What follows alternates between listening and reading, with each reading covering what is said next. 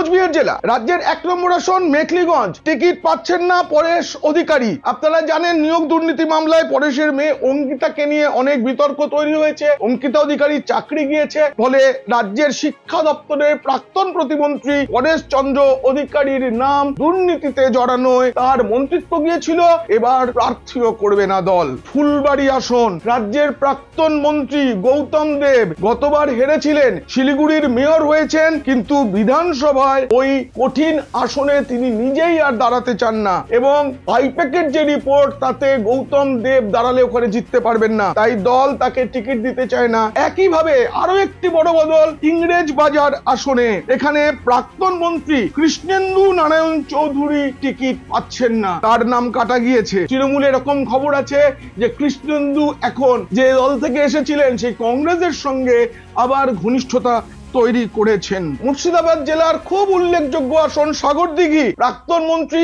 সুব্রত সাহার মৃত্যুতে সেখানে উপনির্বাচন হলে তৃণমূলকে হারিয়ে জিতেছিলেন বাইরন বিশ্বাস, পরে তিনি আবার তৃণমূলে যোগ দিয়েছেন, তাকেই প্রার্থী করা হতে পারে, কিন্তু তার সম্পর্কে যে রিপোর্ট আইপ্যাক দিয়েছে সেটা ভালো নয়। এলাকায় তাকে বিশেষ দেখতে পাওয়া যায় না বলে স্থানীয়রা জানিয়েছেন। এই নিয়ে গোটা ভিডিওটি দেখতে হলে নিচে ডেসক্রিপশনে থাকা লিংকে ক্লিক করুন, আর যদি ভালো লাগে তবে অবশ্যই সাবস্ক্রাইব করুন। পিনাক কি বলছেন।